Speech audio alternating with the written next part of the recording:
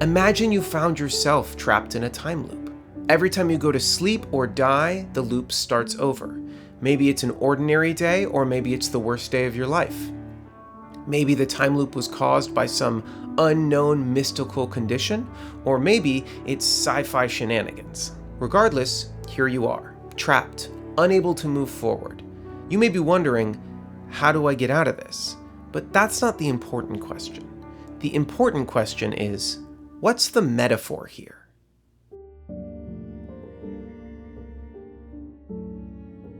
Hi, I'm Tim, I write for television, and every day is basically the same for me.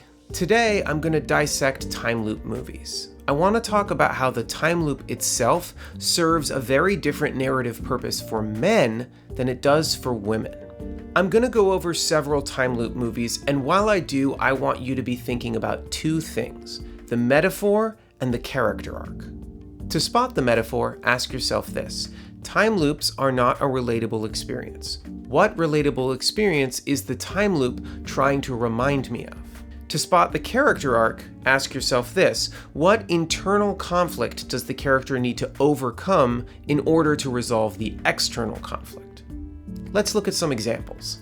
In the original time loop movie, Groundhog Day, Phil Connors is a dirtbag. He's selfish, mean, rude, and petty. He's obsessed with his image, with his career, and uninterested with the quaint, simple joys of a small-town life. Throughout the film, he is forced to relive the same day over and over. At first, he becomes nihilistic, abandoning his attachment to humanity, choosing to cause mayhem and destruction without any fear of repercussions. Eventually, he breaks the time loop by achieving enlightenment. He becomes a master of all skills. He becomes a hero to the community. He becomes the absolute best possible version of himself and is finally freed from the loop. In Happy Death Day, the hero, Tree Gelbman... No, that can't be right. Tree Gelbman? Hold on. Yeah, Tree Gelbman. Why would that be her name? Anyway, Tree has found herself in a time loop that always ends with her murder. A masked assailant is hunting her down, and every time she is killed, Tree wakes up and starts the day again. Tree eventually breaks the time loop by finding and killing her would-be killer. Unlike in Groundhog Day, the day Tree is reliving has special significance. It's her birthday, a birthday she shares with her deceased mother. So Tree is being forced to relive the worst day of her life over and over. Much like in Groundhog Day, Tree starts out selfish and rude, but in this movie, the audience is given a justification for her behavior.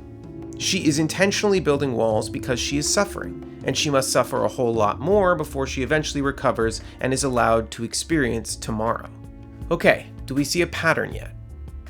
Edge of Tomorrow has a similar gimmick to Happy Death Day in that the time loop resets every time the hero, William Cage, dies in battle.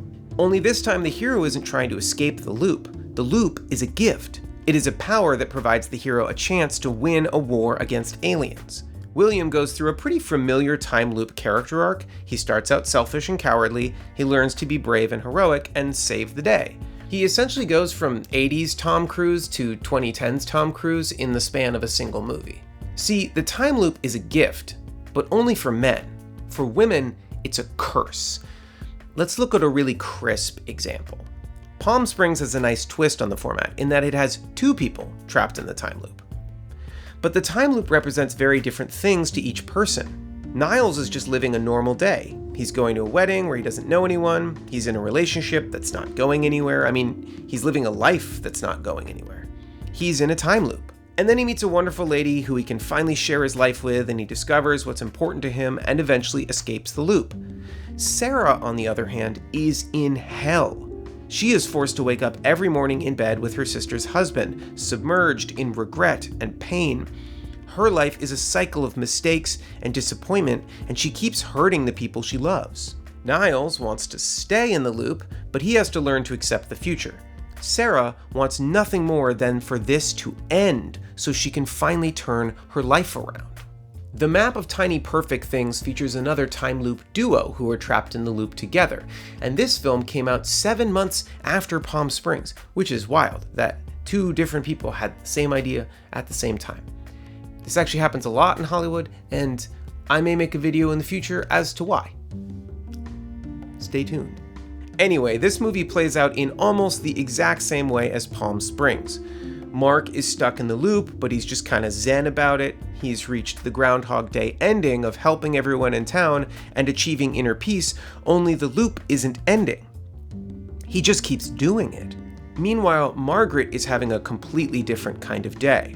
Her mother is dying of cancer, and she's reliving her mother's final day over and over. She is stuck in the moment where she is supposed to say goodbye, but she refuses to move on, and so the day never ends. And Mark is just sort of stuck in her wake. His infinite vacation, her infinite grief. In every single time loop movie, the time loop gives men the opportunity to grow. They start out selfish or immature, and then the time loop gives them the opportunity to mature. They get time, boatloads of it, and time forces them to become better people. Meanwhile, for women, the time loop represents a completely different thing: trauma. They are being forced to relive moments of intense stress and grief, and they are experiencing what a lot of people who have experienced trauma report: the feeling that they are trapped, unable to move forward from this horrible event. I couldn't help but wonder, what could be the cause of this trope? I mean, it's in every single time loop movie. Men are being challenged and given opportunity to grow. Women are being punished and forced to experience trauma. Why? I mean, sexism, obviously. But I want to be more specific. When I say sexism, I don't mean that the writers of these films hate women. What I mean is that we all grew up in a culture that has certain expectations for men that are different than for women, and those expectations are not necessarily rational or fair. Let's look at the men in these time loop movies. What are they all suffering from? There's a scene in Edge of Tomorrow that I think tells us the answer. Near the halfway point, William Cage tells his companion, Rita, that he can do the next step of the mission, but he can't figure out how to do it without her dying. She makes it clear that she only cares about the mission, and if she needs to die, so be it. But he can't do it. Why?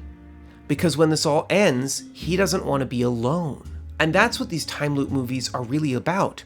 For men, they have everything, all the time in the world, godlike powers, complete freedom and control, and yet they are lonely. They are trapped by the status quo.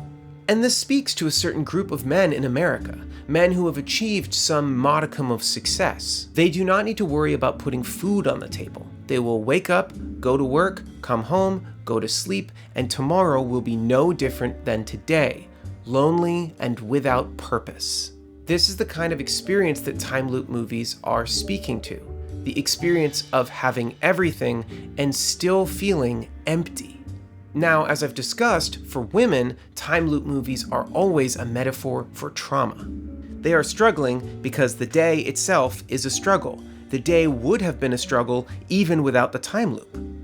They are victims. And this also says a lot about men, because it's men who are writing these screenplays. Men do not like portraying themselves as victims. Look at Tree from Happy Death Day. Tree is a real dick, but her behavior is justified by the fact that she is suffering so much. Phil Connors is also a dick, but there's no scene where we find out his sad backstory. Phil is not presented as a victim. Tree is. Time loop movies are not unlike most movies, in that men are often portrayed as the drivers of action, and women are often portrayed as passively reacting to the choices of others. Male protagonists may suffer, but they are not portrayed as helpless. Meanwhile, some of the most indelible badass heroines of cinema started out as helpless victims. Time loop movies expose what kind of metaphors we feel comfortable assigning to men and women, because the time loop premise is so bizarre that the movie is forced to focus on the metaphor and the character arc. I mean, imagine you found yourself trapped in a time loop.